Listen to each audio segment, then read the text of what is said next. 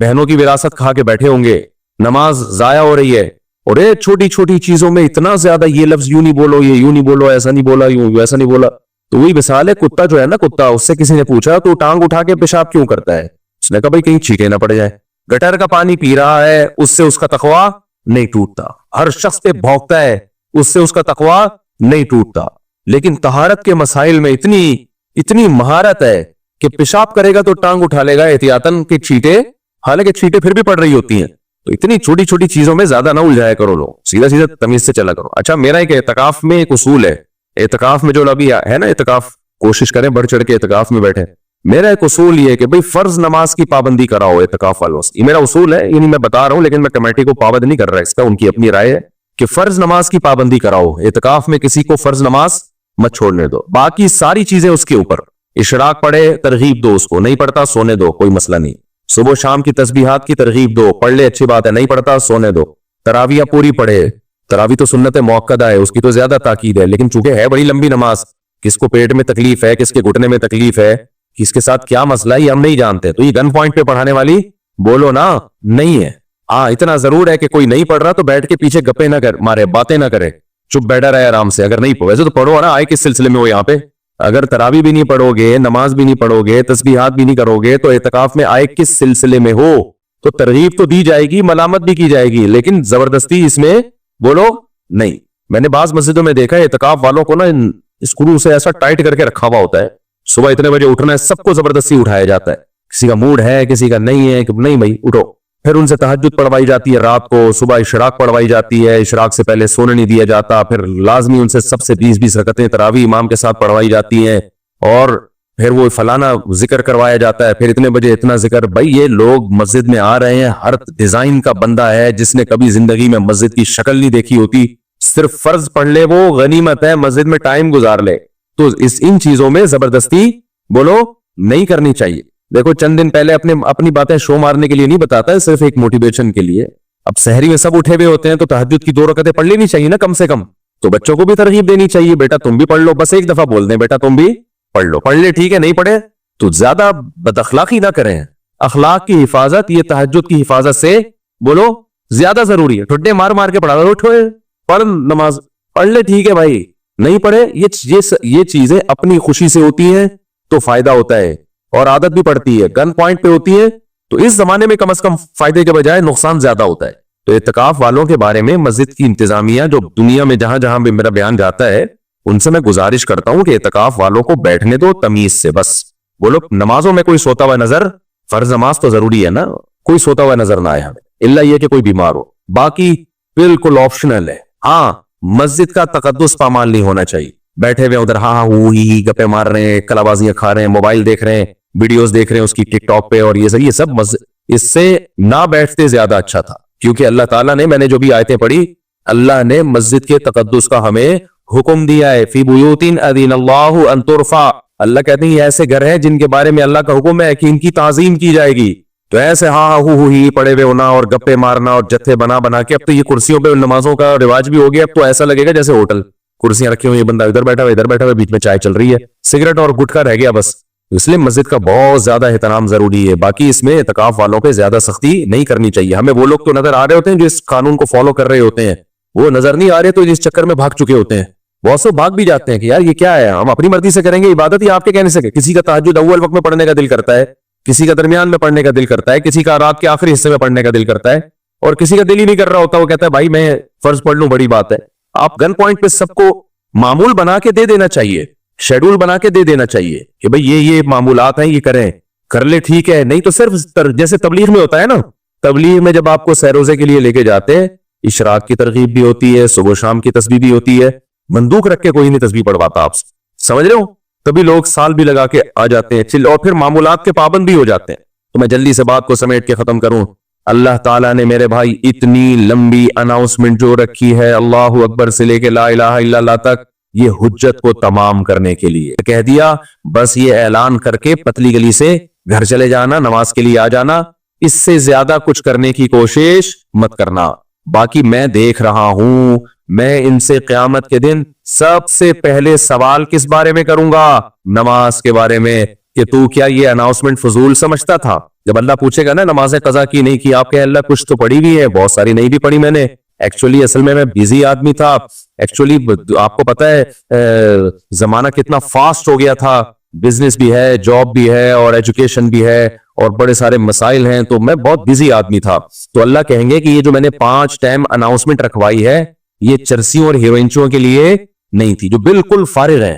چرسی کا کام صرف یہ ہوتا ہے چھٹا لگاؤ، اس کے بعد کیسا ہوتا ہے پھر وہ فارغ۔ ہیروئنچی دیکھ لو آپ کہ یہ جو میں نے اتنی لمبی لمبی اناؤنسمنٹ، اور یہ جماعت کی نماز کے لیے اناؤنسمنٹ ہوتی ہے، جماعتوں کی نمازیں چھوڑ دی ہیں۔ تراویح میں لوگ کیا کر رہے ہوتے ہیں؟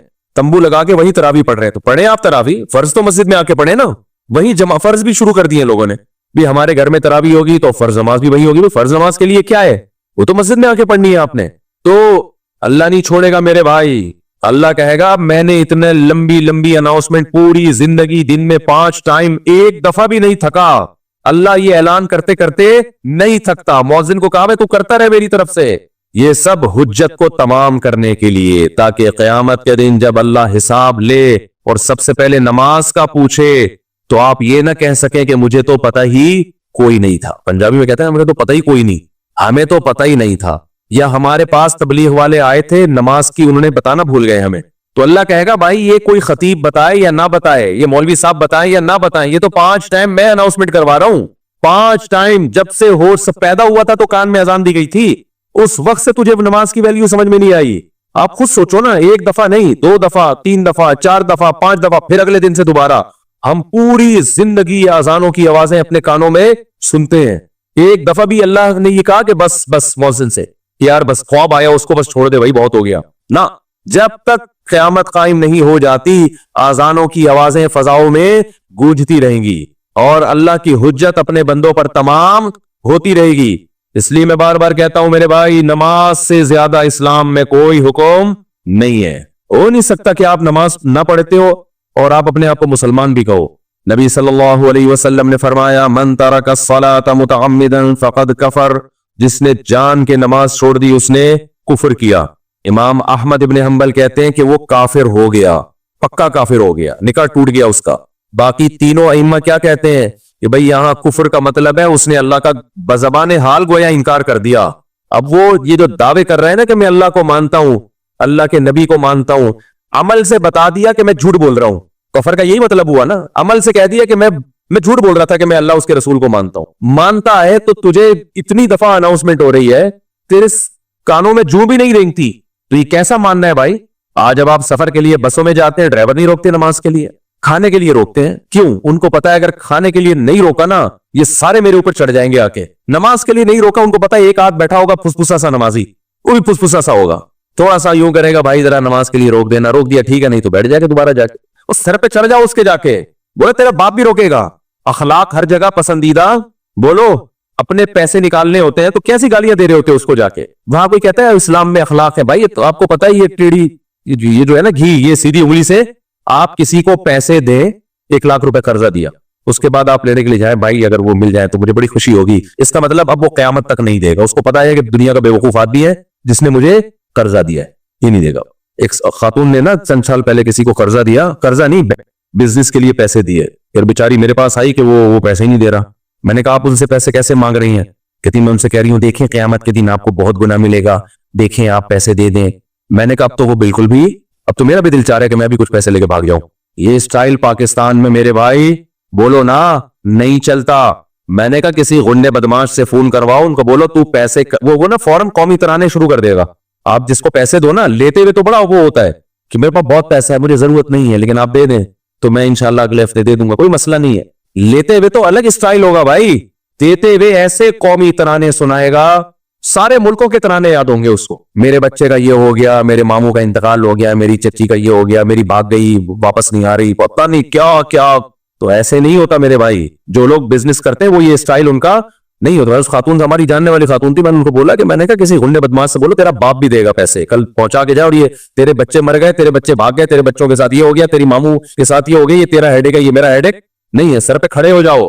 دیکھو آپ کی کمزوری سے اگر کوئی ناجائز فائدہ اٹھا کے پیسے کھا جائے نا، اس پہ ثواب نہیں ملے گا آپ کو، سمجھ رہے ہو؟ کسی فقیر پہ طرز کھا کے دے دو اس کو، لیکن آپ کو کمزور سمجھ کے کوئی پیسے کھا گیا اس کا مطلب آپ بے وقوف ہو، کمزور نہ سمجھے آپ کو وہ۔ تو میں کیا بات کر رہا تھا, یہ کدھر سے آ گئی ہے. تو پیسوں کا جب معاملہ آتا ہے نا تو میں ذرا جذباتی ہو جاتا ہوں, کیونکہ یہ مسئلہ یہ ہے کہ اس میں لوگ بہت دو نمبری کر رہے ہیں. نمازی کیا, دیندار کیا, پرہیزگار کیا, صاحب عجیب ہی حساب چل رہا ہے پاکستان. تو مثال کیا دے رہے تھے, جلدی ختم کروں مثال دیکھ. نہیں نماز کی تو دے رہا تھا. ہاں ڈرائیور, تو جب آپ بس میں سفر کر رہے ہو, پائلٹ کو تو نیچے نہیں گرا سکتے پیراشوٹ سے, وہ تو آپ کو پھر مجبوراً جہاز میں بیٹھ کے ہی پڑھنی پڑے گی, یا ایئرپورٹ پہ ہی پڑھیں پہلے ہی. تو ڈرائیور کو بولیں بھائی ہاں, اب ایسا نہ ہو کہ ایک آدمی ایک ٹائم پہ جا کے بول رہا ہے, دوسرا 10 منٹ بعد بول رہا ہے, تیسرا 10, یہ تو غلط ہو جائے گا نا.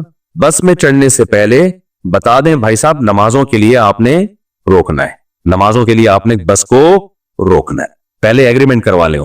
اس کے بعد پھر جب نماز کا ٹائم کم رہ جائے نا تو اس کو سر پہ مسلط ہو جانے. آج کل بس اور ڈرائیوروں نے یہ بھی کیا کہ 2 نمازیں اکٹھی پڑھ لینا. ان سے بولو بھائی ہم فقہ حنفی کو فالو کرتے ہیں. عبداللہ ابن مسعود رضی اللہ تعالیٰ عنہ کی صحیح بخاری کی حدیث ہے. یہ میں حدیث کا حوالے اس لیے دے رہا ہوں کہ لوگ سمجھتے ہیں فقہ حنفی جو مسائل ہیں نا وہ قرآن و حدیث سے نہیں لیے, وہ تورات اور انجیل سے لیے ہیں. سمجھ رہے ہیں نا, امام حنیفہ تورات اور انجیل سے مسئلے لے کے بیان کیا کرتے تھے, اور آج کل کے اسکالرز ہیں وہ ہیں اصل قرآن و حدیث. میں نے جب بھی قرآن حدیث کی بات کرتا ہوں نا, نیچے کچھ لوگوں نے کمنٹس کی ہوتے ہیں اصل میں یہ ابو حنیفہ کو فالو کرتے ہیں نا, انہوں نے ہر بات میں کس کو آگے لانا ہے, ابو حنیفہ کو, اور ہم تو قرآن و حدیث کی بات کرتے ہیں. تو بھائی امام حنیفہ قرآن و حدیث ہی سے مسائل نکالے ہیں, وہ کوئی تورات اور انجیل سے مسائل نہیں نکالے. تو امام حنیفہ کی رائے یہ ہے کہ سفر میں 2 نمازوں کو جو اکٹھا کیا جائے گا وہ ایسے کہ ظہر کو آخری وقت میں اور عصر کو اول وقت میں, یعنی ہر نماز اپنے ٹائم پہ ہی ہوگی. اس میں آسانی یہ ہے کہ ایک ہی دفعہ میں آپ 2 نمازیں پڑھ لو گے, ہر نماز کے لیے الگ اترنا نہیں پڑے گا آپ کو. پہلے تو ویسے بھی اونٹوں کا سفر ہوتا تھا نا, لیکن بس میں یہ مشکل ہوتا ہے, بس ڈرائیور ایسے ایگزیکٹ ٹائم پہ جا کے روکے, یہ ہوتا نہیں ہے. تو اس میں بخاری کی حدیث ہے, عبداللہ بن مسعود کہتے ہیں نبی صلی اللہ علیہ وسلم نے مزدلفہ کے علاوہ, اور دوسری حدیث میں آتا ہے عرفات میں, ان 2 موقعوں کے علاوہ کبھی نماز کو اپنے ٹائم سے آگے پیچھے نہیں کیا. تو 2 نمازیں اکٹھی ہیں. بخاری میں ہی حدیث ہے کہ مغرب کی نماز کو ڈیلے کیا سفر میں حضرت عبداللہ بن عمر نے, اور عشاء کے قریب لے کر گئے. مغرب پڑھی عشاء کے بالکل قریب, اور تھوڑا سا ٹھہر کر عشاء بھی پڑھ لی جب عشاء کا وقت داخل ہو گیا. تو یہ صورتاً اکٹھی ہے, حقیقتاً اکٹھی نہیں ہے. اس کو کہتے ہیں جمع سوری. تو یہ ضرورت کے وقت ٹھیک ہے, ہم بھی کرتے ہیں جب ضرورت ہوتی ہے, بلا ضرورت تو یہ بھی ٹھیک نہیں ہے. ان الصلاۃ کانت علی المؤمنین کتابا موقوتا, ہر نماز کا اللہ نے متعین وقت رکھا ہے, اور افضل عمل اول وقت میں نماز پڑھنا. حدیثیں بہت واضح ہے اس میں, تو بلا وجہ تو یہ بھی نہیں کرنا چاہیے. لیکن اگر کبھی مسئلہ ہو, کوئی مجبوری ہو, اس طرح سے نماز جمع کی جائے گی. اس بارے میں بہت ساری میں اس میں انشاءاللہ کلپ بھی ریکارڈ کرواؤں گا ریفرنسز کے ساتھ. تو اب کیا ہو رہا ہے کہ وہ ہاں اب سعودی عرب میں ہیں, وہ چونکہ فقہ حنبلی کو فالو کرتے ہیں, امام احمد حنبل کو فالو کرتے ہیں, تو اس میں پھر یہ ہوتا ہے کہ وہ ڈرائیور پھر نماز کے لیے نہیں روکتا. تو وہاں میجورٹی چونکہ حنبلی ہے, تو وہاں آپ کے لیے پھر مجبوری, اس کے سر پہ چڑھ کے سوار نہ ہو جاؤ. اس بیچارے کو کیا پتا کہ حنفی کیا شافی کیا, تو ایسا نہ ہو کہ اس کو آپ, کیونکہ میجورٹی وہاں پر فقہ حنبلی کو فالو کرتی ہے, تو پھر وہ ظہر میں ہی اثر پڑوا لیتے ہیں, پھر ڈائریکٹ مغرب میں جا کے روکے گا وہ. وہاں مجبوری ہے, مجبوری میں انسان دوسرے فقہ پہ عمل کر سکتا ہے, کیونکہ ہماری نظر میں چاروں امام کیا ہیں, برحق ہیں.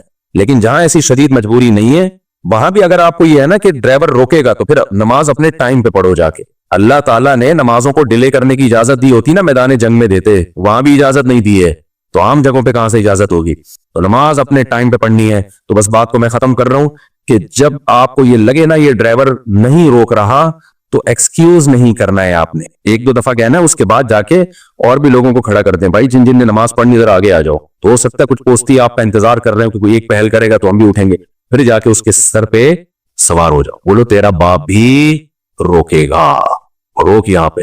اور نماز کے لیے زیادہ تکلفات کی ضرورت نہیں. اگر آپ کا پہلے سے وضو ہے, سڑک پہ پڑھ لو, کوئی مسئلہ نہیں ہے. لوگ کہتے ہیں جائے نماز لے کر آؤ, مصلی لے کر آؤ, یہ لے کر آؤ. بھائی جعلت لی الارض کلھا مسجدا, اللہ نے پوری زمین میرے لیے سجدہ بنا دی. وہی سڑک پہ روڈ پہ پڑھ لو, بس کے آگے کھڑے ہو کر نا چاہے چل بگا کے لے نہ جائے کہیں روڈ کے. ہم نے پڑھی ہے ایسے الحمدللہ. یا کہیں کنارے پہ پڑھ لو, اس میں گھنٹہ لگا رہے ہوتے ہیں لوگ. ایک تو استنجے اتنے گھنٹوں کے ہو رہے ہیں, بس ڈرائیور کہتا ہے یار 2 منٹ کی تیری نماز نہیں ہے, 1 گھنٹے کا تیرا, یہ سب کام پہلے کر کے بیٹھا کرو. تو خیر سفر ہو, عزم کریں. بس یہ عزم کروا کے بات ختم کر رہا ہوں. میں بھی عزم کرتا ہوں, سفر ہو, حضر ہو, ٹینشن ہو, خوشی ہو, غم ہو, نماز ضائع بولو نہیں کرنی. خواتین بھی شاپنگ میں گئی, بھائی نماز ضائع نہیں ہے, کیونکہ خریداریوں میں نمازیں چھوٹتی ہیں, سفروں میں نمازیں چھوٹتی ہیں, ٹرین میں بھی کھڑے ہو کر نماز پڑھنی ہے. فرض نماز بیٹھ کر نہیں ہوتی. جہاز میں اگر کھڑے ہو کر موقع مل رہا ہے تو کھڑے ہو کے نماز پڑھیں, جہازوں میں موقع نہیں دیتے کھڑے ہو کر نماز پڑھنے کا. تو صرف سعودی ایئر لائن ہے جس میں جگہ بنی ہوئی ہے, ورنہ جہاز والے کہتے ہیں کہ نماز کی جگہ ہم کیوں دیں. وہ کہتے ہیں 4 سیٹوں کی جگہ گھر جائے گی تو ہمارے پیسے ضائع ہوں گے. صرف سعودی ایئر لائن اس لحاظ سے خاندانی ہے کہ انہوں نے باقاعدہ جماعت کی نماز کر سکتا ہے انسان وہاں پہ، تو جگہ دی ہوئی ہے انہوں نے. تو اگر کہیں جگہ مل سکتی ہے تو کھڑے ہو کر ہی فرض نماز پڑھنی پڑے گی، ادروائز مجبوری ہے تو پھر جہاز میں آپ بیٹھ کے فرض پڑھ لیں، لیکن احتیاط اسی میں ہے کہ اس فرض کو ایئرپورٹ پہ اترنے کے بعد لوٹا لیں. تو اللہ تعالی ہمیں نمازوں کو قائم کرنے کی توفیق عطا فرمائے. وما علینا الا البلاغ.